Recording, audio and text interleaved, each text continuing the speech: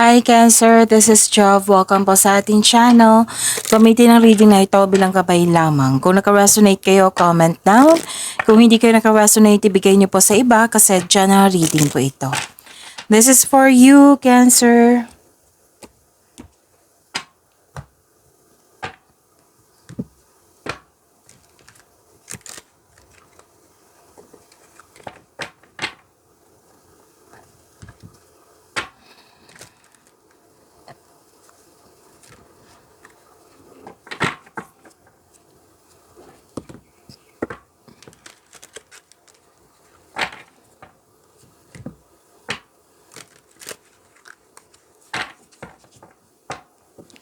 Para po ito sa iyo, Cancer.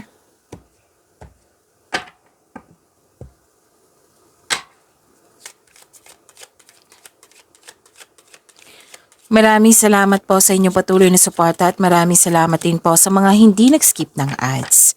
Sa mga hindi pa nag-subscribe, subscribe na po kayo at click bell notification para malaman nyo na may bago tayong video. Para sa mga gusto magpa-reading, comment po kayo ng personal reading. Again, comment kayo ng personal reading and check my reply sa comment section.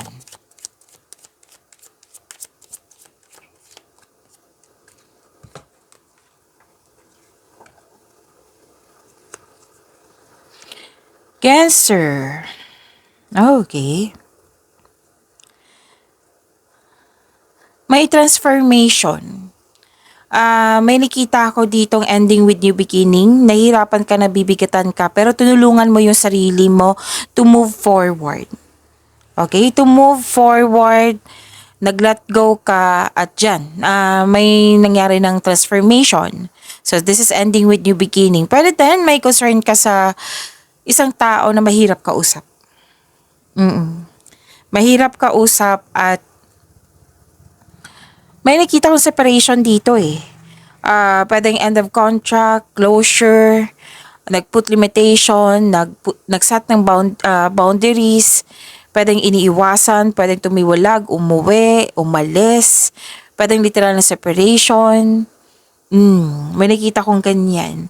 At may nakita ko ditong abundance and love is blooming. Nakatanggap kayo ng tulong, regalo, nakatanggap kayo ng compliment, recognition.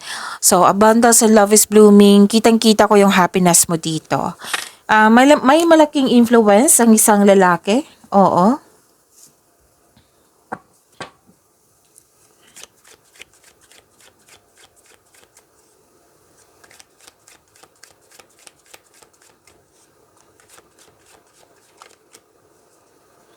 Energy po. Again, energy po ni Cancer.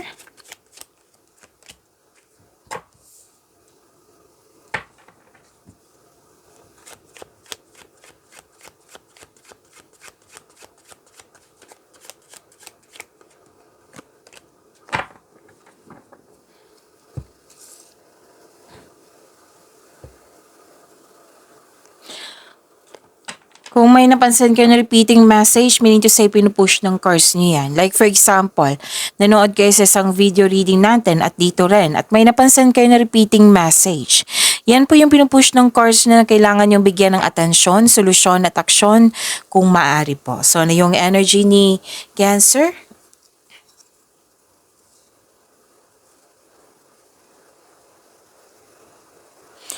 Awakening, acceptance, self-assessment, atonement.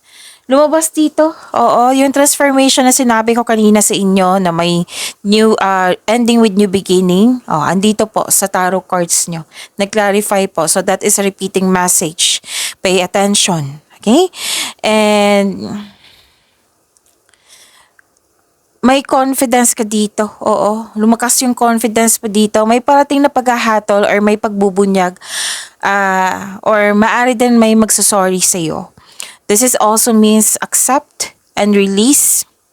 Okay? Accept and release your past, yung mga nangyari. So you are able to enjoy the next phase of your life. So ito ay surrender, accept, release, and forgive. Okay, kung sa tao man ito, forgive this person. Pwede mo siyang patawarin through your mind and heart. gagawin mo ito para magkaroon ka ng peace of mind. Pwedeng patawarin mo din yung situation, yung mga nangyari, patawarin mo rin din yung sarili mo. Okay? Para tuloy-tuloy na tong healing na ito. So this card tells you na answering the call to action creates new opportunity. So kung gagawa ka ng action, mag-create ito ng opportunity. Kung walang action, walang opportunity. And nagsabi ng card dito na accept your mistakes as well sa person na ito so you can successfully let the past go.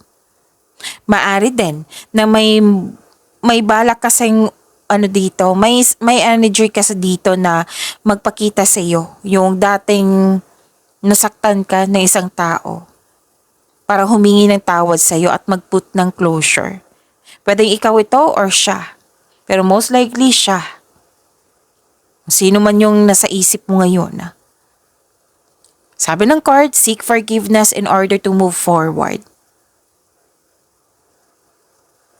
Huwag mong i-allow mo yung mga nangyari sa nakaraan, yung mali na may mistakes, may maling desisyon. Huwag mong i-allow na mangyayari ngayon. Kumbaga, mag-focus kayo sa pag-release sa mga nangyari sa nakaraan at mag-move forward kayo into a new and more successful period.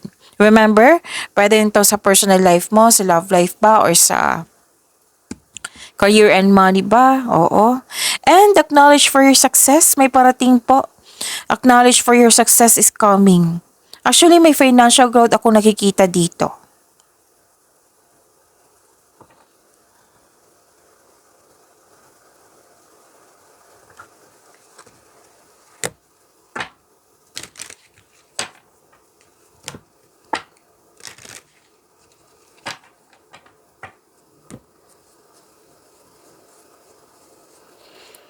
Okay. Okay. May ginagawa po daw kayo na hindi na nakakabuti sa iyong sarili. Like for example, yung kumakain kayo ng bawal sa inyo pero kinakain nyo. Pwedeng bawal siya kung sobra. Oo, basta alam mo na hindi nakakabuti sa iyo. Example lang po ito ha. Basta may pastime dito ako nakikita na hindi siya nakakabuti sa iyong sarili. Kaya time for reflect. Oo. Pag-isipan mo to ng mabuti para maiwasan mo ito ng maaga, magkakaroon ng balanse. Kasi sobra yung nakikita ko dito Sobra. Like for example, parati kang puyat. Oo. Yung tulog mo is 2 hours lang, 3 hours lang. Tapos on and off yung madali kang magising. Oo. Hindi maayos yung tulog mo, kumbaga. Alam mong hindi nakakabuti sa iyo. So, find a way para maging balanse ito. Example po iyan. May nakita rin ako ditong toxic person, pwedeng toxic place din. Kasi bakit ko nasabing toxic person? Kasi naging controlling. Naging controlling person yung tao. Toxicity. Pero doon, sobra ka sa trabaho. Kasi may nakita kong sobra sa trabaho dito. Na alam mong hindi siya nakakabuti pag sobra. So, kailangan po ditong balanse. Hindi po masamang magsipag sa trabaho. Kailangan lang po ng balanse. Siyempre, kapital natin yung katawan natin, 'di ba? So, mapagod din tayo, 'di ba? So, kailangan natin mag-relax.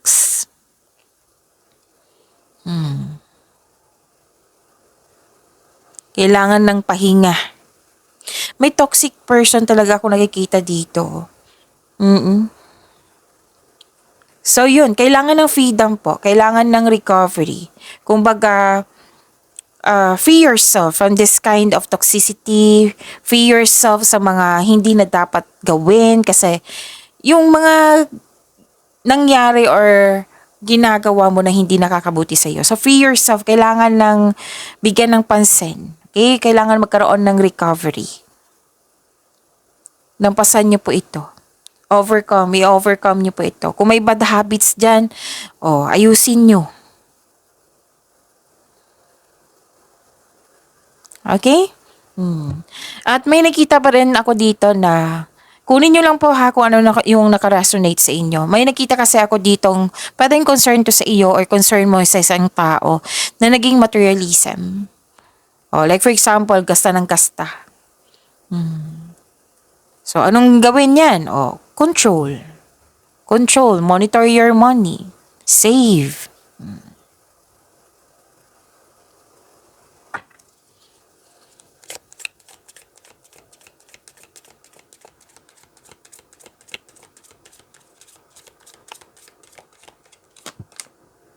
Miracles, wow.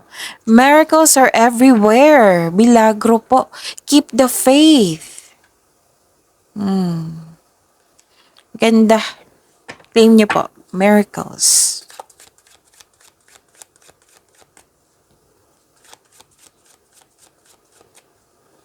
Believe in miracles. Career and money po ni Cancer.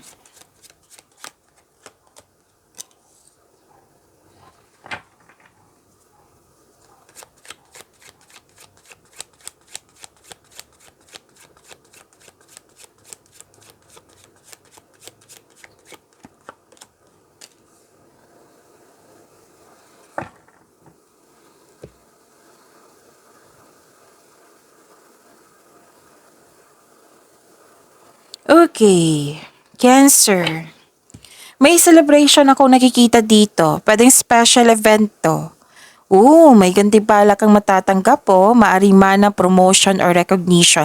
Alam nyo naman kung ano yung promotion, di ba? Kung parati kayong nanonood dito. So, tandaan nyo, pwedeng pagtaas ng kita, sweldo, allowance, maraming customer, kliyente, project. Pwede din literal na promotion yung pagtaas ng posisyon. Recognition din ha, andito po. Okay, so nag-clarify po siya dito. Okay? Nag-clarify siya dito sa inyong tarot cards from your oracle cards. Gusto niyo magbakasyon? Plano, may plano dito. Posibleng out of town. May celebration ako nakikita dito. Pero din na kompleto na o tapos na yung project, na kompleto na, may end of contract. Oo. Basta may nakumpleto kayo na nag-celebrate kayo. This is good ha. You're celebrating your success mo. Oh. Matutuwa yung universe sa iyo niyan. Maganda yan. So you deserve to celebrate your success. Okay?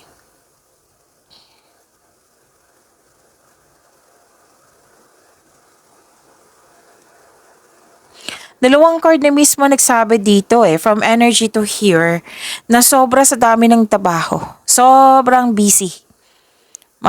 May burnout ako nakikita dito makakaranas ng burnout.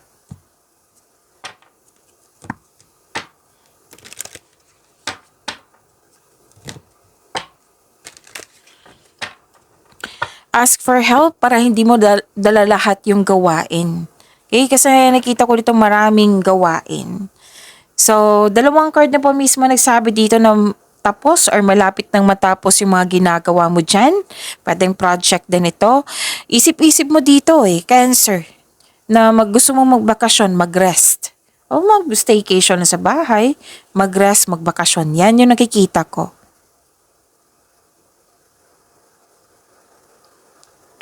Okay? So, may dinadala kang mabigat na bagay, ngunit malalampasan mo rin ito. This is only temporary, just keep on going. Ang sabi ng card dito, 'di ba, sobrang dami ng ginawa mo, mga ginagawa mo, pero din sa maraming iniisip. Huwag kang yung mag-say yes kung hindi naman akmasan yung schedule.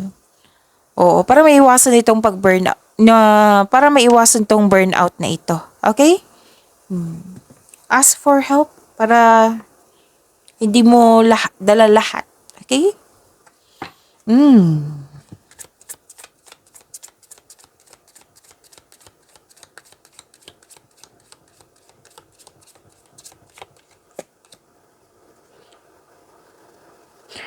Ending pa rin to May ending talaga, may ending with new beginning. May pagtatapos. Pwedeng end of contract, pagtatapos yung mga ginagawa mo dyan, project. Let go of the past. Oo, this is a repeating message ha. I-let go mo na daw yung nakaraan. Mag-focus kayo sa present. Let go of the past to focus your energy on what lies ahead. So, syempre, spend mo yung energy mo sa present. Huwag kang mag-spend ng energy sa past. Kasi tapos na yun eh. Kumbaga, dito tayo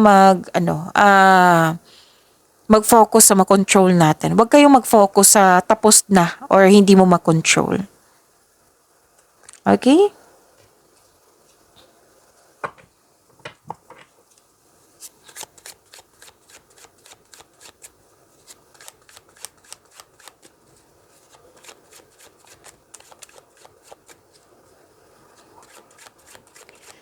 Love life, self-love, partnership, and romance. Di Cancer po. Cancer.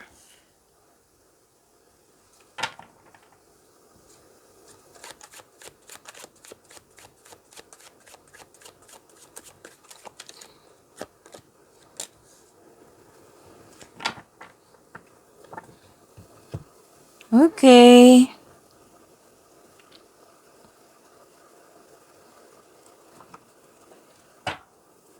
Granted yung manifestation mo, Cancer, oh. You're very inspired. Self-confidence, kitang-kita ko dito. Excuse me. Nag-manifest kayo na magkaroon ng wonderful relationship. Sabi ng card dito, your manifest will be granted soon. Sa mga single to ha, single, may relasyon sa buhay mag-asawa, sa lahat po. Nag-manifest kayo na magkaroon kayo ng wonderful relationship. So your manifest will be granted soon. Pay attention kayo to balance your emotion with your thoughts while remaining grounded and passionate. Okay, para ma-attract mo yung green flag na tao. You're divinely guided, Cancer. With the divine assistance, all things are possible. May parating na blessings, oh. Okay. Okay, so ano pa? Nakita ko dito, nagkaroon po sa mga single, may attraction dito. May attraction dito sa isang teacher, mentor, advisor, wiser. Nagbigay ng advice sa'yo, nag-assist sa'yo, ano pa. Pwedeng literal din na teacher, may attraction. Magaan ang loob mo sa kanya. Pwedeng attraction to for romance. Na pwedeng hindi siya teacher, marami kang natutunan sa kanya. Pwede din sa isang estudyante ha, pero most likely teacher to. Yung marami kang natutunan sa kanya. Nag-a-assist sa'yo. Oo, yan yung nakikita ko eh. Sa mga relasyon sa buhay mag-asawa, may dito, may masusunod na tradisyon. Pwede, na-involve ka dito, na sinamahan mo yung kapatid mo na ikakasal. Oo, pwedeng ganun. Pwede din ikaw to. Basta may ganap na ikakasal, may magaganap na pamamanhikan, kung ano man yung tradisyon ng Pinoy, masusunod po. Kung ano man yan ha, single ka man, may relasyon sa buhay mag-asawa, masusunod po. At may dito, wedding bells is coming. May ikakasal.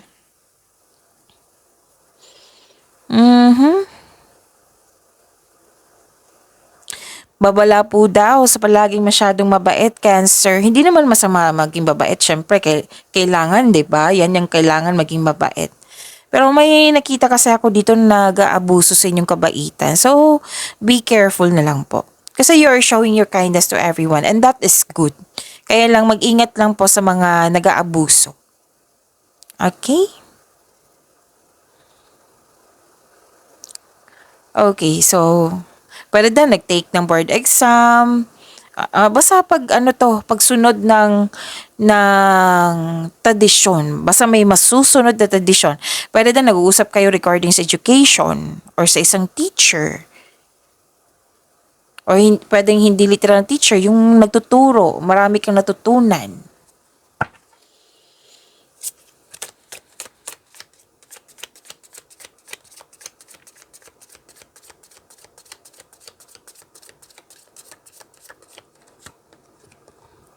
Passion. keep the flame of passion alive is the heartbeat of love. It's the heartbeat of love. Pag-imanin niyo po yung blessings sa binigay sa inyo, Cancer. See you tomorrow. Maraming salamat po.